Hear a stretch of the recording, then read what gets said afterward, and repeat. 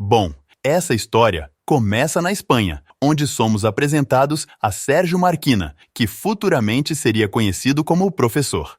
De início, ele ordenou que fosse construído um túnel clandestino com 26 metros de comprimento.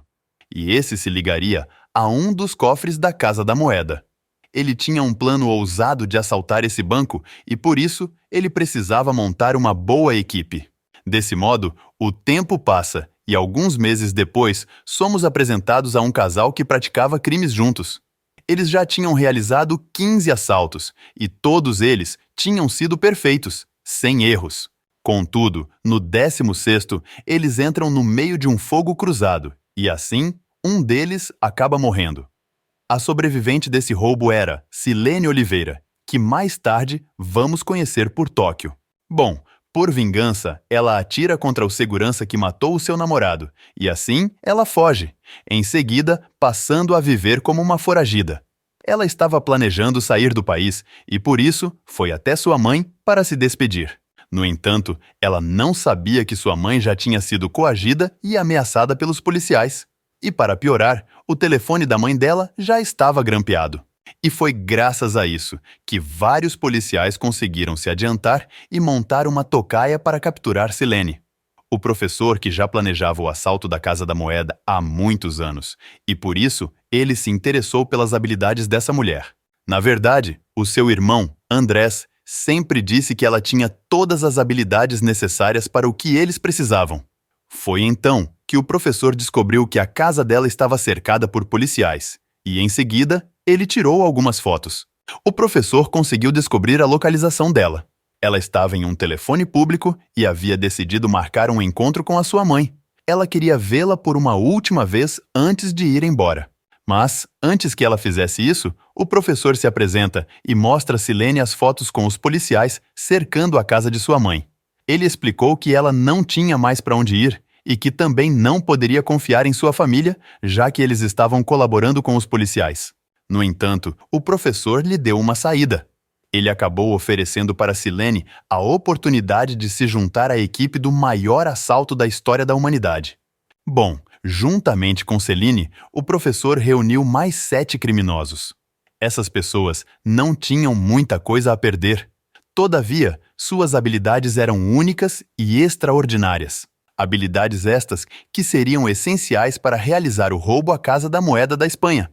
O professor se apresenta e diz a eles que, a partir de agora, eles não poderiam usar seus nomes. Eles deveriam escolher outros nomes para serem chamados e, de preferência, nome de cidades. O professor também diz que eles devem estudar por alguns meses, afinal, a complexibilidade do plano é muito alta. Entre os recrutados pelo professor, temos Berlim. Ele era o irmão do professor que já tem 27 assaltos em sua conta. Ele sempre fazia isso em lojas de luxo, como joalherias e casas de leilões. Moscou era um especialista em minerações. Ele já tinha cavado túneis para dentro de várias lojas, então sempre estava envolvido nesse tipo de crime. Para ajudar a acessar o cofre, Moscou pediu que seu filho o ajudasse. Ele era Denver. Esse cara sempre esteve envolvido com brigas de rua e também era uma mula. Já o Rio era hacker de sistemas de segurança. Helsing e Oslo eram 2 caras recrutados como soldados. Eles já tinham servido várias forças especiais, então seriam bem úteis na segurança. Nairobi era perita em falsificações de cédulas. Além disso, tínhamos Tóquio, que antes conhecemos como Silene. Ela era capaz de realizar qualquer tipo de assaltos com maestria sem ser pega. Enfim, durante esse tempo de estudo, Rio e Tóquio ficaram muito próximos. Eles relaxavam todas as noites, se é que me entendem. Mas, nesse meio tempo, a mãe de Tóquio sofreu um ataque cardíaco e morreu alguns dias depois. Tóquio e Rio vão em uma missão de reconhecimento. A ideia dessa missão era entender onde as câmeras de segurança ficavam e que tipo de tecnologia que eles usam, para que assim o Rio possa hackeá-las. Bom, logo chega o dia do assalto. Nisso, todos vestem os macacões vermelhos e as máscaras do pintor Salvador Dalí. O grupo se reúne e começa a carregar a van. Nela, eles vão levar munições, armamentos e tudo o que precisam para iniciar o plano. O primeiro ato foi parar o carregamento de papel moeda que estava sendo escoltado para dentro da Casa da Moeda. Dessa forma, eles bloquearam a estrada e renderam os policiais. Então, eles entraram na Casa da Moeda dentro do caminhão, escoltados pela polícia. E o interessante é que, nesse momento, duas coisas estavam acontecendo ao mesmo tempo. Tínhamos um ônibus estudantil que estava fazendo uma excursão para a Casa da Moeda. E dentro desse ônibus estava Alison Parker, a filha do embaixador. Logo que o ônibus chegou ao seu destino e os estudantes entraram no local. Ao mesmo tempo, Arthur, um dos funcionários da Casa da Moeda, descobre que engravidou a sua colega de trabalho, Mônica. E o engraçado é que enquanto os dois discutiam sobre esse filho, é dada a voz de assalto dentro da Casa da Moeda. A primeira ação deles, após renderem todos e fazê-los de reféns, foi bloquear a sua visão. Eles fizeram isso com uma máscara. Além disso, eles também tomaram todos os celulares e aparelhos de comunicação. Dessa forma, ninguém ali poderia falar com quem estava do lado de fora. O próximo passo era estabelecer uma comunicação segura e impossível de ser rastreada. Ela deveria ser feita por cabos. E, de fato, Rio foi bem útil nessa parte. Então, vemos que um cabo de comunicação foi passado pelas linhas do esgoto, para que assim eles pudessem atender as ligações do professor, que estava do lado de fora, comandando tudo. Desse modo, o professor manteria o grupo ciente de tudo que estava acontecendo no mundo externo. Para selar o plano, o cofre foi aberto e uma considerável quantidade de dinheiro foi colocada nas malas, para que assim eles tentassem sair pela porta da frente. No entanto, logicamente, já era previsto que ali estaria cheio de policiais. Bom, a verdade é que tudo isso fazia parte do plano do professor. Ao abrirem as portas, o plano era apenas deixar o dinheiro no chão e, em seguida, disparar aleatoriamente. Enfim, segundo o professor, a primeira e mais importante regra em um assalto era ganhar a opinião pública. Portanto, não poderia haver vítimas. Contudo, quando a Tóquio viu que o Rio foi atingido na cabeça, as lembranças do seu ex que morreu da mesma forma vieram à tona e ela, pensando que o Rio havia morrido ali, se desesperou e atirou nos policiais. Ambos saíram feridos, mas não morreram. Rio ficou um pouco ferido, mas não foi nada fatal. Sem muita opção, nesse momento, a polícia convoca a inteligência espanhola para cuidar do caso. E entre os líderes dessa negociação está a inspetora Raquel Murilo. Nesse contexto, logo acontece o primeiro contato entre a inspetora e o professor. Ele consegue deixá-la desconfortável com a sua calma e confiança. Fora que ele até insinuou em dar umas relaxadas com ela. Dentro do banco, todos os reféns precisam vestir os uniformes vermelhos, esses mesmos uniformes que os assaltantes estavam usando. Nesse momento, acontece um grande desentendimento entre as forças policiais e tudo foi por conta de Alison Parker. Essa garota é obrigada a pegar seu celular e ligar para uma rádio local. Nisso, a sua fala é transmitida ao vivo para uma grande região. Ela se identifica como a filha do embaixador do Reino Unido e diz que está sendo feito de refém dentro da Casa da Moeda. Alison também diz ao vivo que os reféns também estão vestidos como os assaltantes e, em seguida, pede para que todos tomem cuidado, pois todos estão usando as mesmas máscaras e alguns até têm armas falsas. Dessa forma, ficará impossível para a polícia descobrir quem é quem no meio do caos. Logo, a operação de invasão à Casa da Moeda é cancelada, pois, com certeza, os reféns seriam pegos no meio do fogo cruzado. E talvez até os assaltantes escapariam, pois ninguém sabia quem era quem. Bom, agora, sem a intervenção policial, eles finalmente começam de fato a fazer o que planejavam fazer. Os reféns, que também são funcionários da Casa da Moeda, são recrutados e obrigados a trabalhar na fabricação de dinheiro de verdade. E, de fato, o dinheiro que eles vão roubar não existe. Ele será fabricado durante o assalto pelos próprios reféns. Logo em seguida, a Raquel foi até uma cafeteria. E quando o celular dela ficou sem bateria, o professor estava exatamente ao seu lado. Ele ofereceu para ela o seu celular emprestado. Desse modo, criando assim um laço improvável com a sua falsa adversária. Algumas horas depois, a Mônica foi colocada do lado de fora da Casa da Moeda para mandar uma mensagem. A essa altura, o local já estava completamente cercado pelos policiais e pela TV, que passavam nos noticiários tudo o que estava acontecendo ali. Nesse comunicado, eles fizeram todo o país descobrir que os reféns estavam vestidos como os assaltantes. E assim, deixaram a polícia ainda mais sem opções de agir. Além disso, eles também permitiram que alguns reféns gravassem vídeos e enviassem aos seus familiares. Contudo, isso não foi uma boa ideia, pois um dos celulares foi hackeado pela polícia, e assim eles conseguiram capturar as imagens do rio. Eles agora tinham uma imagem de um dos assaltantes, e isso era um grande passo para a polícia descobrir mais sobre o restante deles. E a seguir, mais alguns reféns foram recrutados para começar as escavações de um túnel. E entre eles estavam o chato do Arturo Roman. A Raquel fez contato novamente com o professor, mas dessa vez ele pediu comida e medicamentos para eles e para os reféns. No entanto, a resposta da inspetora foi basicamente que eles deviam se entregar imediatamente. Afinal, eles já tinham imagens de uma das pessoas do grupo deles, e logo ela teria a identidade de todos eles. Mas o professor, sempre calmo, segurou o veneno, e depois de uma negociação, ele conseguiu a comida e os remédios que haviam sido solicitados. A polícia agora precisa desenvolver uma estratégia para tirar os reféns sem ferir ninguém. Todavia, como os assaltantes sempre permanecem calmos, está muito difícil conseguir achar uma brecha. A inspetora vai novamente até a cafeteria local e se encontra com o professor sem saber que ele é a mente por trás do assalto. Mas a inspetora, com o seu instinto afiado, desconfia do professor.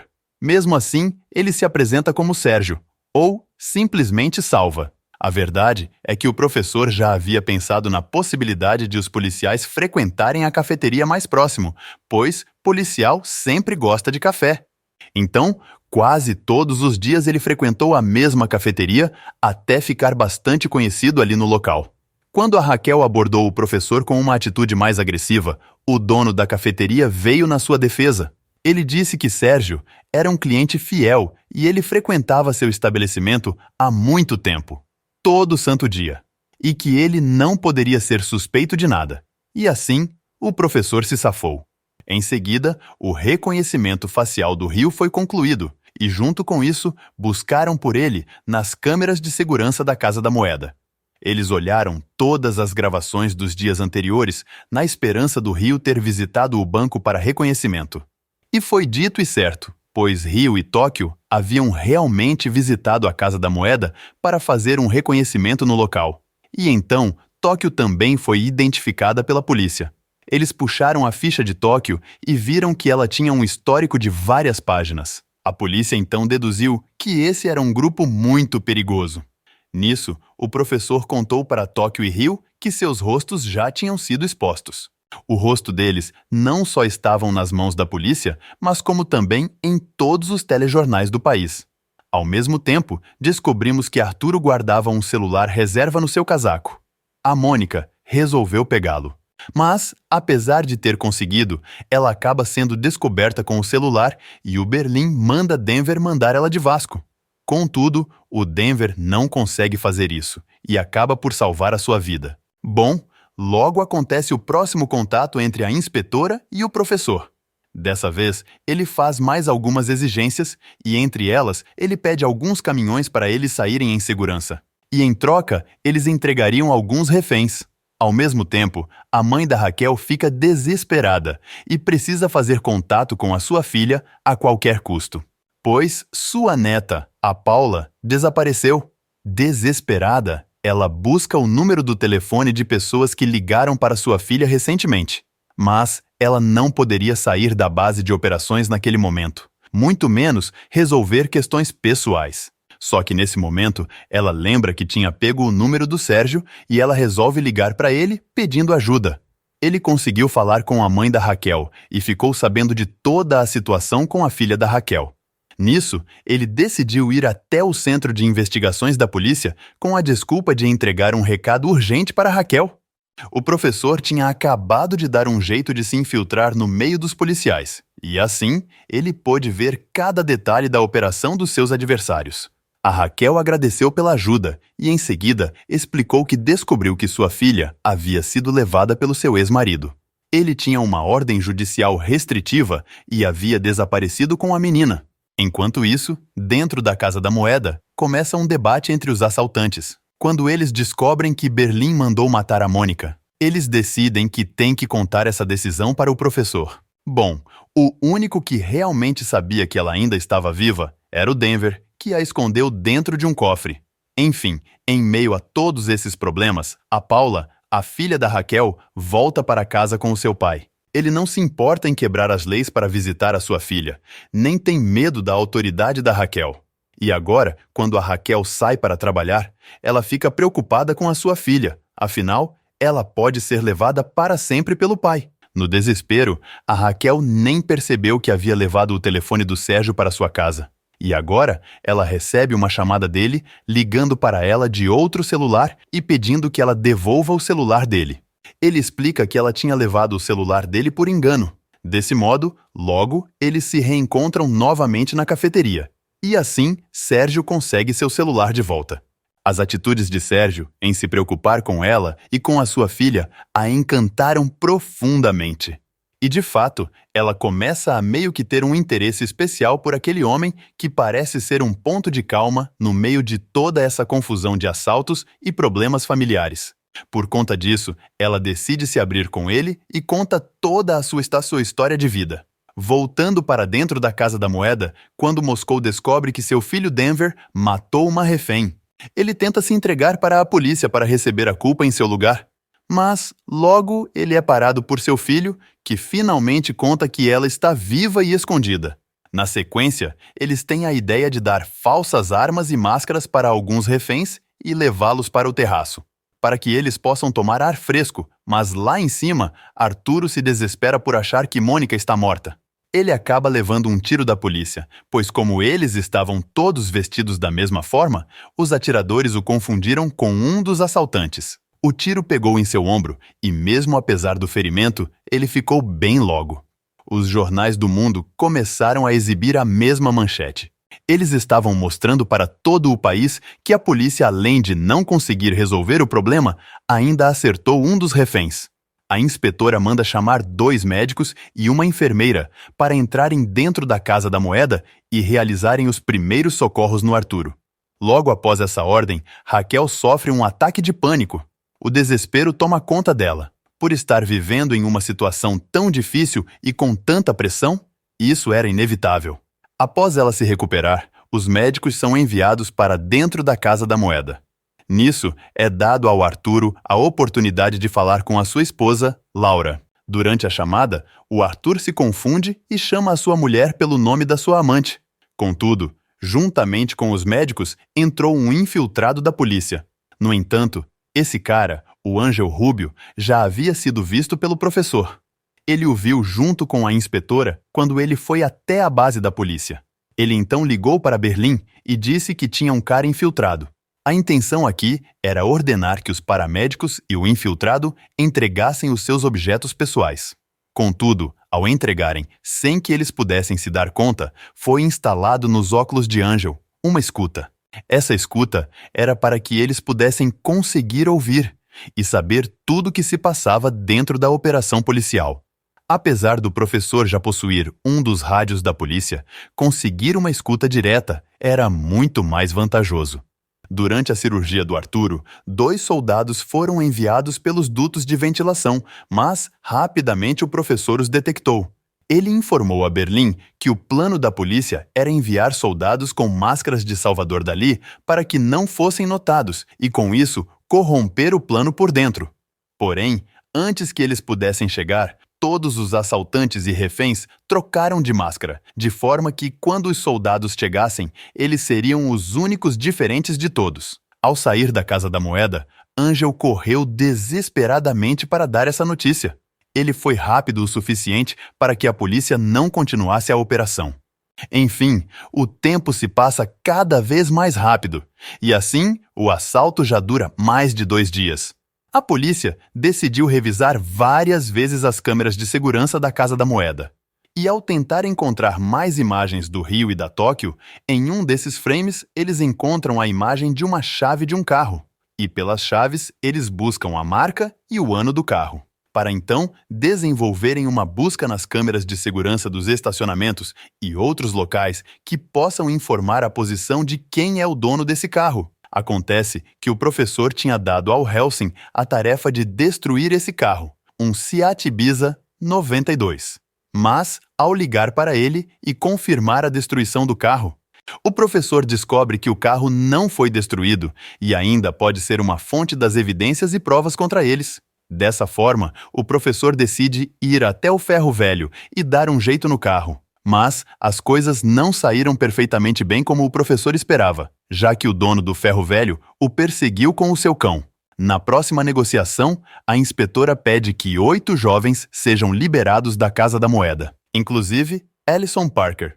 Como o professor sabe do valor da Ellison, ele coloca o gravador para gravar. E nisso, ele pede para a polícia escolher os 8 jovens, ou a Ellison Parker. Apesar de ser uma decisão dura, a polícia decide escolher Ellison. A inspetora diz isso para o professor, mas ele grava toda essa ligação e, em seguida, ele envia essa conversa para a TV, jornais e rádios. Rapidamente, a notícia começa a se espalhar. Todos escutam a inspetora Raquel Murilo negociando a libertação de reféns. Logo em seguida, determinado a limpar o carro, o professor retorna ao ferro velho mais uma vez. Ele limpa todas as digitais do carro e planta uma pista falsa, um botão. A inspetora rapidamente chega ao local para averiguar o Seat Ibiza, mas o professor já havia esterilizado e limpado as digitais. O engraçado é que, nesse momento, ele se esconde em um carro abandonado e se suja de todas as formas. Ele até acabou rasgando a sua roupa, com isso, tentando se passar por um morador de rua. Bom, a notícia no rádio desestabiliza a inspetora. Isso tira ela do foco. Afinal, era uma notícia nacional. Além do mais, o país estava julgando as escolhas dela. No entanto, mesmo ainda muito abalada, ela entendeu que o mendigo do ferro velho era, na verdade, o professor. Contudo, quando ela foi atrás dele, ele já havia escapado. E como se o assalto do século já não fosse o suficiente, junto com todas as mídias atacando a Raquel, sua filha, Ana Paula, decide ir morar com o pai. Os jornalistas dizem que ela não tem o que é preciso para cuidar desse caso, tanto que até sua filha quer morar com um homem violento. Para completar, a mãe da Raquel está sofrendo com esquecimentos.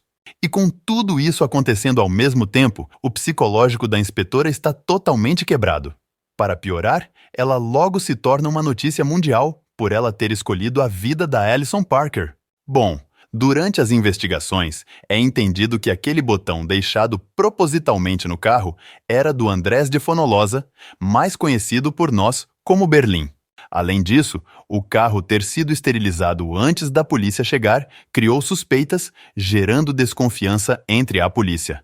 Afinal, a partir de agora, eles cogitariam a possibilidade de haver um infiltrado na polícia. Essa pessoa estaria repassando informações diretamente para os assaltantes.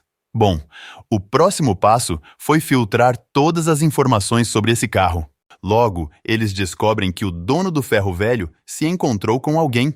Esse era o professor. Por isso, esse cara foi rapidamente levado para fazer um retrato falado do homem que foi até o ferro velho falar com ele.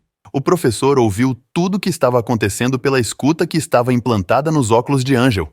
Isso deu uma ideia para o professor. Ele rapidamente começou a buscar em todas as redes sociais do dono do ferro velho tudo sobre a sua família. Com esses dados em mente, o professor que fala russo fluentemente decidiu arrombar uma viatura da polícia e usar o seu rádio para ameaçar o dono do ferro velho. Ele disse que ele não deveria fazer o retrato falado e, entre as suas ameaças, o professor disse que sabia onde estava a filha e a mãe do dono do ferro velho. E caso o retrato ficasse semelhante a ele, elas desapareceriam rapidamente. O dono do ferro velho decidiu apagar a imagem que estava fazendo e, completamente assustado, escolheu não ajudar a polícia. O próximo passo foi a ligação do professor para o Berlim. Ele disse para ele finalmente ativar o Plano Valência. Esse plano começou com vários disparos que automaticamente alertaram a polícia e fizeram com que a inspetora entrasse em contato com o professor. Ele tinha feito isso de propósito, para que ela pedisse uma prova de vida de cada refém. E assim foi feito, eles gravaram a prova de vida de cada um deles. O plano do professor aqui era colocar a inspetora contra a parede, pois as provas de vida estavam com montagens e era impossível identificar se eram reais ou não. Isso fez com que a inspetora fizesse exatamente o que o professor queria. Ela ligou para ele e disse que queria ver os reféns, e assim o professor a convidou para entrar dentro da Casa da Moeda. A inspetora foi para dentro para ver cada um dos reféns de um por um. Ela queria garantir que eles estavam vivos e bem. Bom, os reféns foram mostrados para a inspetora da forma mais lenta possível. E enquanto ela perdia horas ali, eles imprimiam dinheiro a todo o vapor. Ellison Parker decidiu correr e se trancar dentro de um cofre. Ao mesmo tempo, Angel descobriu sozinho a casa do professor, que, por sinal, funcionava como seu esconderijo.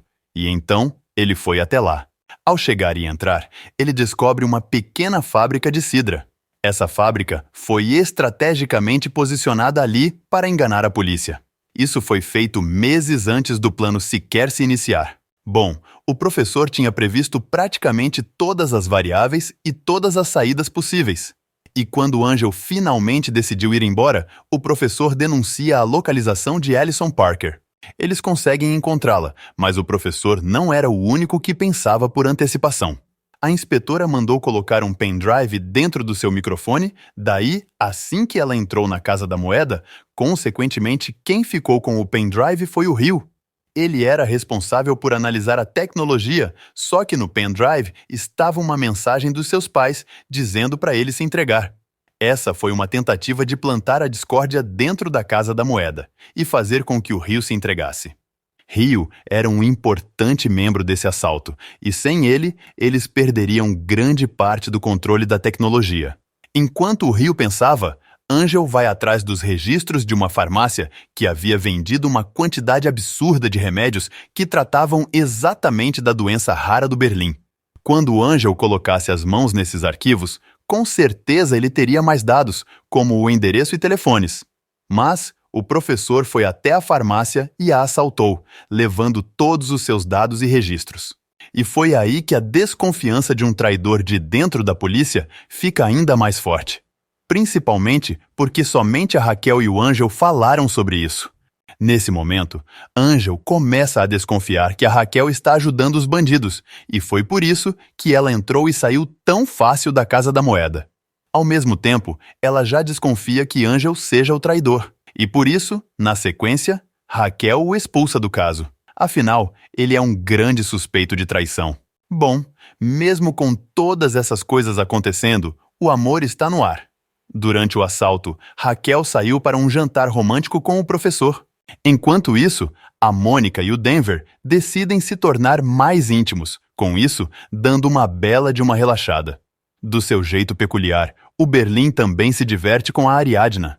A Raquel decidiu ir pelo caminho mais difícil e, ao invés de curtir o seu jantar, resolveu interrogar o professor. Ela pediu para ver a sua casa, que na verdade era o seu esconderijo. Lá dentro, ela não encontra nada, pois ele havia escondido tudo antes de sair. Na verdade, o professor tem um segundo local, onde ele faz as suas ligações. Portanto, a fábrica de cidra não é o local principal. E isso deixou a inspetora completamente arrependida, o que fez ela se entregar para o professor ali mesmo no galpão. Pois é, ela deu uma bela de uma relaxada com ele. Enquanto isso, Angel estava dirigindo e fazendo ligações. Além disso, ele estava tomando umas biritas. Ao mesmo tempo, ele recebe uma chamada da equipe de investigação científica, confirmando que as digitais no carro eram as mesmas do professor. Contudo, a combinação de estar ao telefone e tomando biritas não deu muito certo. Ele acaba batendo o carro e ficando gravemente ferido. Já dentro da Casa da Moeda, 16 reféns organizam uma fuga e abrem um enorme buraco na parede. Eles fizeram isso usando os explosivos plásticos, e agora a Casa da Moeda tem uma enorme saída para o mundo externo. Os reféns podem sair e a polícia pode entrar.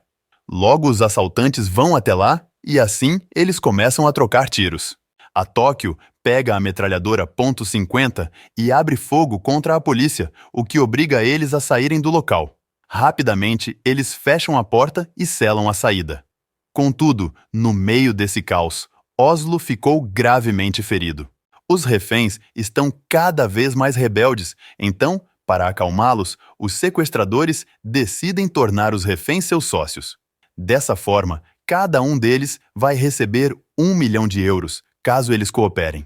Eles explicam que depois de alguns dias será enviado um pacote discreto pelo correio e nele estaria o dinheiro. Mas, se eles quiserem sair de mãos vazias, sem nenhum dinheiro, eles vão libertá-los. Cada refém tem a oportunidade de escolher o que fazer. Enquanto eles negociam, a polícia descobre o microfone que estava instalado nos óculos de Angel. Isso o inocenta de ser um traidor, porém, agora ele está em coma e sem previsão de melhoras. Enquanto isso, o professor recebe uma mensagem da mãe da Raquel, dizendo que ele é o culpado. Ela ligou para o professor, porque a Raquel não estava atendendo, se aproveitando do esquecimento da mãe da Raquel. O professor vai até lá e desaparece com o papel, onde ela havia anotado que ele era o culpado de tudo. E assim, eliminando as únicas provas de que ele era realmente o culpado. Bom, voltando para a Casa da Moeda, os reféns que escolheram a liberdade ao invés do dinheiro não foram libertos, e sim trancados na parte inferior do prédio. A inspetora havia pedido que vasculhassem algumas áreas onde os assaltantes poderiam ter treinado os seus tiros e explosões. Nisso, a polícia rapidamente localizou o local. A Raquel, cansada de estar dias sem comer e sem dormir direito, resolveu pedir para o professor dirigir por ela. Ele a levou até lá e, logicamente, o professor também pensou que o local que eles usaram para treinamentos poderia ser descoberto. E graças a isso, além de limpar o local, ele também plantou provas falsas. Enfim, sem o contato com o professor, os assaltantes da Casa da Moeda ficam desesperados. Mas Berlim pede que todos mantenham a calma. O professor está ocupado, acompanhando a inspetora no novo local descoberto. Eles estão analisando todas as provas falsas deixadas para trás, mas logo o professor pede para ir embora. O ex-marido da Raquel se disponibiliza para dar uma carona para ele. Durante o caminho, ele provoca o ex-marido da Raquel, a ponto dos dois pararem no meio do caminho e começarem a trocar socos. O professor vence a luta e, em seguida, desmaia o policial. Logo em seguida, ele cumpre o seu objetivo de alterar as provas do crime que haviam sido coletadas da lareira. E depois disso, o ex-marido da Raquel acordou e prendeu o professor por agressão a um policial. Enquanto isso, a Casa da Moeda estava cada vez mais agitada. Com os assaltantes preocupados com a falta de contato com o professor, a Tóquio decidiu se rebelar e foi detida e castigada pelo Berlim. Ele mandou que a amarrassem em uma mesa com rodas, e em seguida a lançou para fora da Casa da Moeda. Assim, ela não poderia mais se rebelar nem atrapalhar no plano. A Tóquio foi enviada para ser analisada por médicos e logo em seguida seria interrogada. Quando a inspetora começa a fazer as perguntas para ela, o telefone toca. Era o professor que estava detido em uma delegacia por ter agredido o ex-marido dela. Ele conseguiu ajuda rápida, afinal, ficou quase evidente que isso foi feito por ciúmes, e então a Raquel retirou o professor da delegacia. Rapidamente, na sequência, a Tóquio pensa em entregar o professor. E quando ela começa a falar, ele liga para a inspetora. Isso reacende a esperança da Tóquio, e assim ela deixa de colaborar. Ao mesmo tempo, Nairobi assume o controle do assalto e se torna a nova líder do grupo. Bom, o professor e a Raquel estão cada vez passando mais tempo juntos. Já o Arturo, mais uma vez, decide criar um plano de rebelião dos reféns. E a Raquel, decidida a criar uma armadilha para o professor, tem a ideia de mudar o local onde o Angel está. Ela decide levar ele, mesmo em coma, para outro lugar. E assim, manda divulgar essa notícia falsa de que ele se recuperou do seu coma. O objetivo desse plano é que o professor, ao ver essa notícia, vá até o local para tentar eliminar o Angel. Já que a única pessoa viva que tem as informações sobre o professor é ele. Na Casa da Moeda, Berlim começa o plano mais audacioso até agora. Bom, esse plano consiste em chamar a TV ao vivo dentro da Casa da Moeda. Dois repórteres corajosos entraram sozinhos no meio do assalto. Eles cobriram a libertação de 11 reféns. E assim, eles enganam mais uma vez a polícia, dizendo que eles estão pensando em se entregar. O professor decide aceitar e cair na armadilha do hospital, mas decide ir fantasiado de palhaço. E, afinal, é comum desses hospitais terem visita de palhaços voluntários. E assim, ele conseguiria se infiltrar e descobrir se aquilo era ou não uma armadilha. Dentro do hospital, o professor, vestido de palhaço e com uma peruca laranja, vai diretamente até as crianças. Ele pede para que uma delas entre no quarto do Ângel. Quando a criança entra, os policiais correm desesperadamente com isso, demonstrando que aquilo era uma armadilha. Então, o professor sai tranquilamente do hospital e volta para casa. Quando ele chega no seu esconderijo, ele recebe uma mensagem da Raquel, dizendo que ela vai até a cafeteria e gostaria de vê-lo. O professor nem teve tempo de se arrumar adequadamente, apenas tirou a sua roupa de palhaço e foi até a cafeteria. Porém, o professor cometeu o maior de todos os erros até agora, pois, na sua roupa, ficou preso um fio da peruca laranja que foi rapidamente identificado pela Raquel. Assim, ela ligou todos os pontos de que Sérgio era o professor. Logo, ela pediu uma licença para ir até o banheiro e lá dentro, ela sofreu um verdadeiro ataque de pânico. Afinal, ela estava apaixonada pelo maior assaltante do mundo. Logo após se acalmar, a Raquel vai até o professor e o dá voz de prisão. O professor é levado algemado e, sem saber como foi descoberto, a Raquel o leva para casa em que eles usaram como local de treinamento durante os 5 meses de preparação para o assalto. Já na Casa da Moeda, Arturo é castigado por ser rebelde. Em seu corpo foram colocados vários explosivos. E, se ele fizer qualquer movimento brusco, ele poderia explodir a qualquer momento. De volta ao esconderijo, a inspetora está com o professor. Porém, ela ainda não conseguiu provar que Sérgio é o professor. Mesmo assim, ela o prende para interrogá-lo, enquanto o professor estava preso e algemado. A inspetora o deixou ali mesmo, pois ela não sabia o que fazer com ele nesse momento. Enquanto tudo isso acontecia, o transporte que levava a Tóquio foi parado por 4 caras. Esses caras foram os mesmos que cavaram um túnel para o professor há alguns anos. Eles agiram com rapidez e profissionalismo, com isso libertando a Tóquio. Ela ganhou um uniforme da polícia, além de uma moto oficial da polícia para que ela se passasse por um deles. A Tóquio sai com sua moto e, em seguida, usa um celular para tentar contato com o professor. Contudo, o professor estava preso e, assim, ela não conseguiu entrar em contato com ele. Quando a Tóquio se viu encurralada, pois a cidade estava toda cercada. Ela decidiu ir até o ponto mais vigiado do país. Ao mesmo tempo, a inspetora que havia deixado o professor acorrentado na casa volta com um polígrafo. Essa é uma máquina da verdade, que seria usada para descobrir se o que ele está dizendo é verdade ou mentira. Bom, ela acaba descobrindo que os sentimentos do professor por ela são reais. O clima estava muito favorável, até que o telefone da Raquel toca e ela é informada que a Tóquio fugiu. Nesse momento, ela mudou completamente as suas atitudes, e foi então que ela decidiu entregar o Sérgio. Mas o professor reagiu e a desmaiou. A Tóquio, que estava agora próxima da Casa da Moeda, vestida de policial, ligou para o Rio. Ela pediu em código que ele abrisse a porta da Casa da Moeda para que ela pudesse entrar. Ela acelerou a moto e atravessou toda a escolta policial. Ao mesmo tempo, os seus companheiros atiram para tentar tirar a atenção dos outros atiradores. E assim, ela entra novamente na Casa da Moeda. Porém, apesar da entrada de Tóquio ter sido um sucesso, Moscou, que estava cobrindo o perímetro, foi atingido várias vezes e ficou gravemente ferido. O ex-marido da Raquel cruzou as digitais da colher com as digitais do Sérgio, bem como as digitais da viatura policial. E assim ele descobriu que o Sérgio era o professor. E essa descoberta foi determinante para que eles cruzassem a informação de que Raquel Murilo estava trabalhando com os assaltantes. Bom, na verdade, ela não estava, mas tudo nesse momento indicava que ela era sim uma das aliadas dos assaltantes. Afinal, ela mantinha um relacionamento público com um homem que era, na verdade, o cérebro por trás do assalto. Mas ela foi deixada pelo professor em um local deserto. Ela ficou sem celular ou veículo.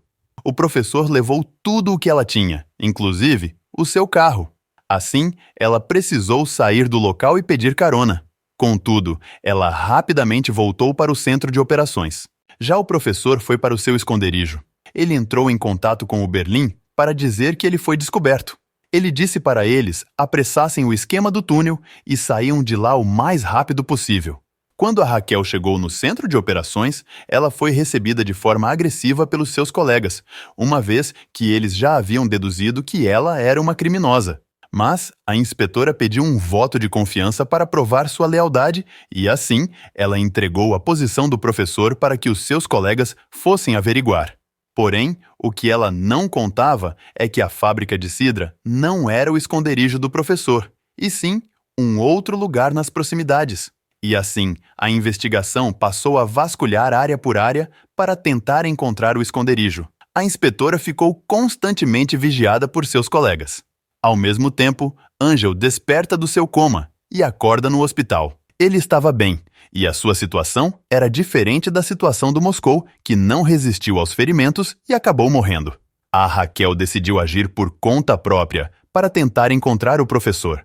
Ela foi até os locais onde ele poderia ter passado, solicitando todas as gravações das câmeras de segurança. Com isso, ela triangulou a localização onde o professor poderia estar escondido.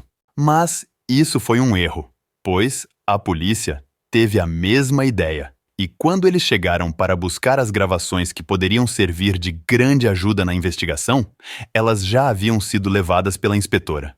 E por ter teoricamente eliminado as evidências, ela se tornou ainda mais suspeita. Afinal, tudo indicava que ela está ajudando os assaltantes. Bom, para a Raquel coletar essas filmagens, ela usou um distintivo. Porém, o seu distintivo já havia sido confiscado. E foi aí que entendemos que ela usou o distintivo do Angel. A verdade era que ela tinha tirado esse distintivo dos seus pertences no hospital, e foi por isso que imediatamente foi aberto um mandado de busca para capturar imediatamente a inspetora Raquel Murilo. Ao mesmo tempo, os caras trabalhavam a toda a velocidade no túnel, enquanto o Denver e os outros cavam do outro lado, até que eles finalmente se encontraram. Enfim, pelo túnel, o professor entra na Casa da Moeda e vê que o dinheiro já está todo empacotado. Tudo estava pronto para encerrar o assalto e saírem do local. Bom, enquanto o túnel principal estava pronto, o túnel falso que saía pelo esgoto também estava sendo feito. Esse túnel falso foi exatamente o que foi detectado pela polícia, e assim eles enviaram um esquadrão especial para receber os criminosos. Afinal, eles acreditavam que eles sairiam por ali.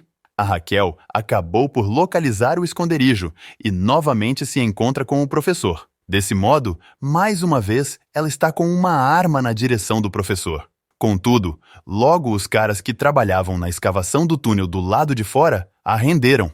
Uma vez presa, ela finalmente escuta o que o professor gostaria de falar para ela. O professor explica que o seu plano não está tirando nada de ninguém. Afinal, eles imprimiram o seu próprio dinheiro de forma que ninguém sairá lesado. Ele oferece a Raquel a oportunidade de fugir. E foi aí que ela se deu conta de que ela não conseguirá jamais provar a sua inocência para a polícia. Fora que ela realmente tem sentimentos verdadeiros pelo professor. E por isso, ela decide colaborar. O professor decide confiar nela como uma aliada. Ela a solta para que ela seja uma ajuda externa. Sendo assim, a suspeita da polícia de que Raquel Murilo estava ajudando os assaltantes se tornou real. Bom, rapidamente a polícia a encontrou e a apreendeu. Enquanto isso, a equipe de operações especiais entra dentro da Casa da Moeda. Eles trocam vários tiros com os assaltantes enquanto avançam para dentro do prédio. Em seguida, o esquadrão se encontra com os reféns e assim eles se dividem. Parte deles começa a realizar o resgate dos reféns e a outra parte segue procurando pelos assaltantes. Para ganhar tempo, o único caminho até a rota de fuga foi bloqueado por explosivos, dispositivos de detecção de movimento. E agora, o esquadrão antibomba deveria levar algum tempo até que todas as armadilhas fossem desativadas. O outro esquadrão especial que estava indo pelo esgoto nota pelos seus detectores de calor a imagem de algumas pessoas no túnel. Rapidamente eles deduzem que são os assaltantes, mas na verdade, aquele túnel é falso. Ali apenas tinham alguns reféns que serviam de distração. Os reféns liberados contam para a polícia sobre a existência de um segundo túnel e rapidamente os agentes vão até lá. No entanto, o caminho está bloqueado com uma metralhadora .50 e o dinheiro já foi transferido e já se encontra posicionado dentro de um caminhão. Enquanto isso, eles continuam rapidamente saindo pelo túnel e, por isso, eles temem perder os assaltantes de vista. Afinal, até agora, ninguém havia conseguido encontrar o local do esconderijo. Até mesmo o Ângel se recusou a falar e, por isso, mandaram chamar a inspetora. Mas dessa vez, ela foi chamada como uma prisioneira. Para parar os caras e ganhar tempo, Berlim começou a manusear a metralhadora .50.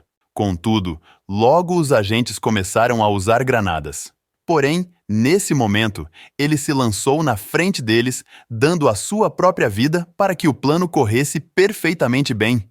Bom, assim que o Berlim se despediu pelo rádio, o Helsing detonou o túnel, impedindo a passagem da polícia. A Tóquio e o Rio trocam de roupas e saíram se misturando no meio dos pedestres. A Mônica, que agora era chamada de Estocolmo, saiu com o Denver. Eles também trocaram de roupas.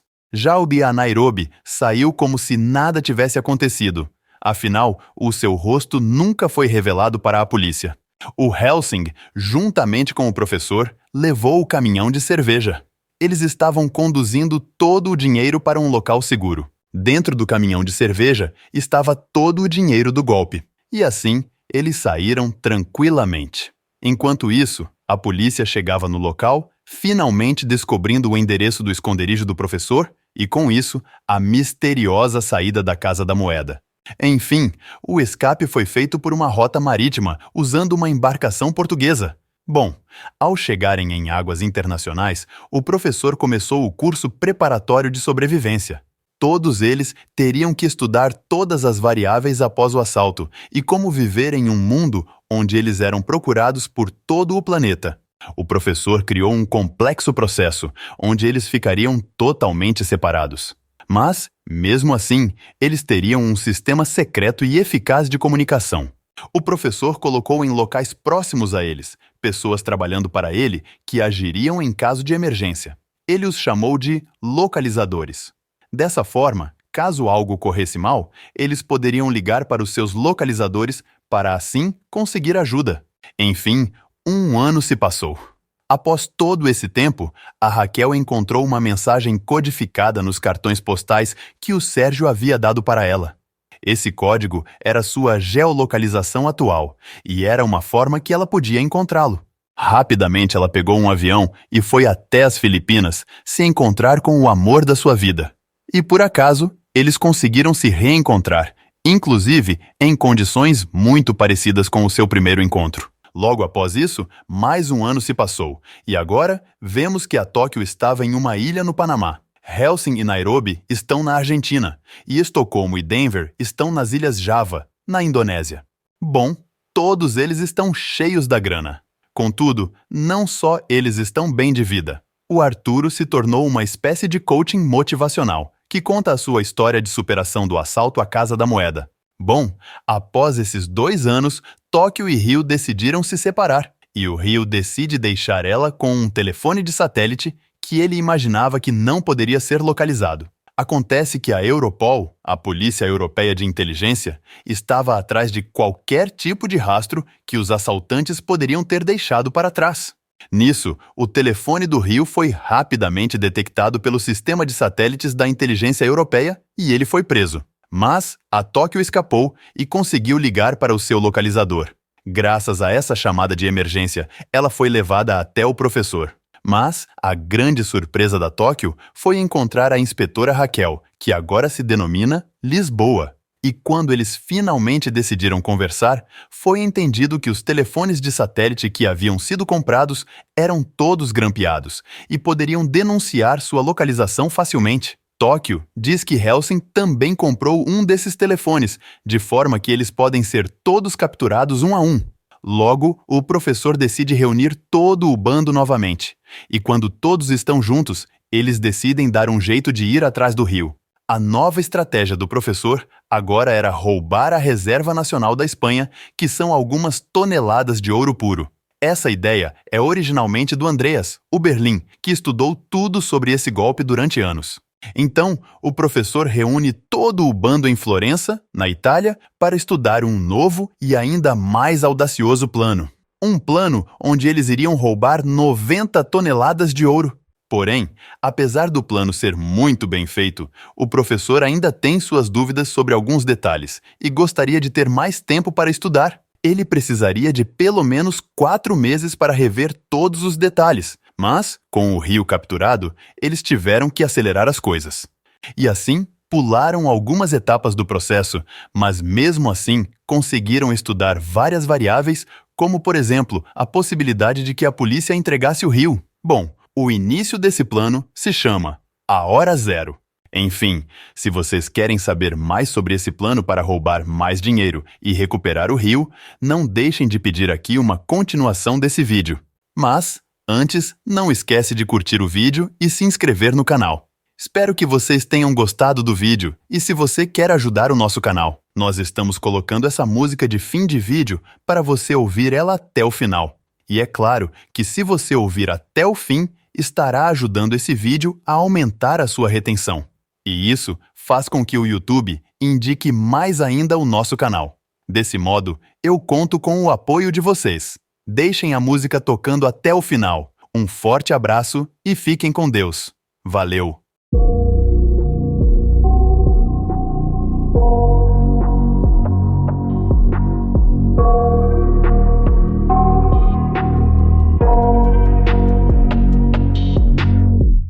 I got nightmares in my head, I fear that the thoughts build up until I can't hear, that my mind fills up into a creature, and it haunts me somewhere much deeper. Anxiety, filling up every space, no privacy, and silently, it could build and build until you finally see, whoa, it's taking over, damn no closure, moving closer. No exposure, I just wanna be a loner. Some can't stay sober, looking over all their shoulders, like moving boulders just to get out of the home. It sucks, I've had enough, I don't wanna feel the stuck under the rug, all my problems that I shove. I got nightmares in my head, I fear that the thoughts build up until I can't hear, that my mind fills up into a creature, and it haunts me somewhere much deeper. I got nightmares in my head, I fear that the thoughts build up until I can't hear, that my mind fills up into a creature, and it haunts me somewhere much deeper. I've been feeling weird, I can't seem to focus good enough, nothing's really clear, sometimes it could be a little tough, I just need to feel like the end's in sight for me, but let's be really real, anxiety can foggy all this stuff. I've been feeling weird, I can't seem to focus good enough, nothing's really clear, sometimes it could be a little tough, I just need to feel like the end's in sight for me, but let's be really real, anxiety can foggy all this stuff. It sucks when you finally feel like giving up. Oh God, no luck, everything feels like you're sticky stuck. I'm lost, handcuffed to the bed where I sleep, don't give a fuck. Can't stop, unplug, feeling overwhelmed, I think I've had enough. Gotta find a way to get some energy, gotta find someone who's a good friend of me. I need purpose to make it all worth it, I'm still searching and I'm still learning. I want a life that's filled with memories, not a life with regret and frenemies. I need focus to keep me from hopeless psychosis if I keep moping. I got nightmares in my head, I fear that the thoughts build up until I can't hear, that my mind fills up into a creature, and it haunts me somewhere much deeper. I got nightmares in my head, I fear that the thoughts build up until I can't hear, that my mind fills up into a creature, and it haunts me somewhere much deeper. I've been feeling weird, I can't seem to focus good enough, nothing's really clear, sometimes it could be a little tough, I just need to feel like the end's in sight for me, but let's be really real, anxiety can foggy all this stuff. I've been feeling weird, I can't seem to focus good enough, nothing's really clear, sometimes it could be a little tough, I just need to feel like the end's in sight for me, but let's be really real, anxiety can foggy all this stuff.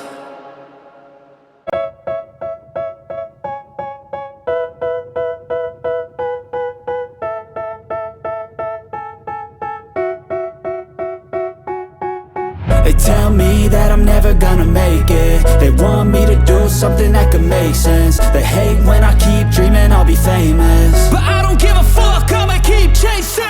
I got all this potential that's deep inside of me, but they hate when you're successful cause they try to be. They sit there being judgmental because you're trying things, and they just want you to settle and do the right thing. So get a good job, don't slack off. Wake up every morning, make a good impression on your boss. Don't do anything that I wouldn't do, and when you're making money, make sure you don't spend it too soon.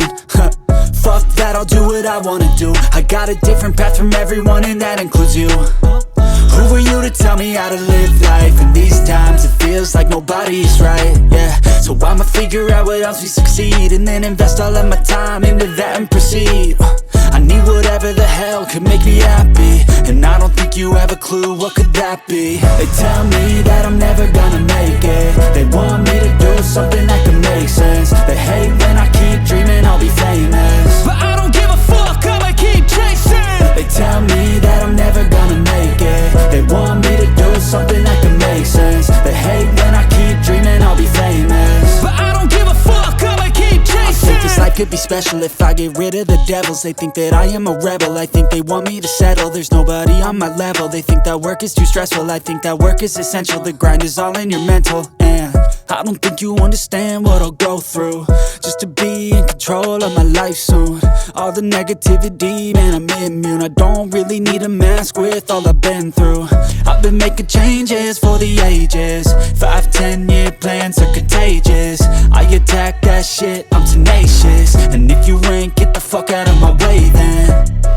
Got one life, I won't regret it. I will fight until I get it. I'll look back one day from heaven and say, damn, I learned some lessons. And say, damn, I had no questions. I had fun in every second, and the journey was a blessing, yeah. They tell me that I'm never gonna make it. They want me to do something that can make sense. They hate when I keep dreaming I'll be famous, but I don't give a fuck, I'ma keep chasing.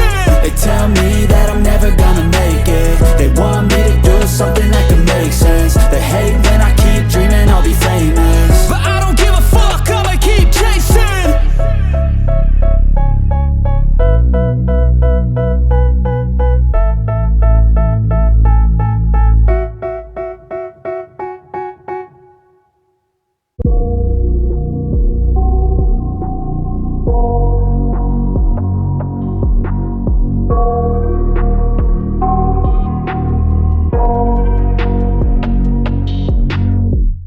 I got nightmares in my head, I fear that the thoughts build up until I can't hear, that my mind fills up into a creature, and it haunts me somewhere much deeper. Anxiety, filling up every space, no privacy. And silently, it could build and build until you finally see, whoa, it's taking over, damn, no closure, moving closer. No exposure, I just wanna be a loner. Some can't stay sober, looking over all their shoulders, like moving boulders just to get out of the home. It sucks, I've had enough, I don't wanna feel the stuck under the rug, all my problems that I shove. I got nightmares in my head, I fear that the thoughts build up until I can't hear, that my mind fills up into a creature, and it haunts me somewhere much deeper. I got nightmares in my head, I fear that the thoughts build up until I can't hear, that my mind fills up into a creature, and it haunts me somewhere much deeper. I've been feeling weird, I can't seem to focus good enough. Nothing's really clear, sometimes it could be a little tough. I just need to feel like the end's in sight for me, but let's be really real, anxiety can foggy all this stuff. I've been feeling weird, I can't seem to focus good enough. Nothing's really clear, sometimes it could be a little tough. I just need to feel like the end's in sight for me, but let's be really real, anxiety can foggy all this stuff. It sucks when you finally feel like giving up. Oh God, no luck, everything feels like you're sticky stuck. I'm lost, handcuffed to the bed where I sleep, don't give a fuck. Can't stop, unplug, feeling overwhelmed, I think I've had enough. Gotta find a way to get some energy, gotta find someone who's a good friend of me. I need purpose to make it all worth it, I'm still searching and I'm still learning. I want a life that's filled with memories, not a life with regret and frenemies. I need focus to keep me from hopeless psychosis if I keep moping. I got nightmares in my head, I fear that the thoughts build up until I can't hear, that my mind fills up into a creature, and it haunts me somewhere much deeper. I got nightmares in my head, I fear that the thoughts build up until I can't hear, that my mind fills up into a creature, and it haunts me somewhere much deeper. I've been feeling weird, I can't seem to focus good enough. Nothing's really clear, sometimes it could be a little tough. I just need to feel like the end's in sight for me, but let's be really real, anxiety can foggy all this stuff.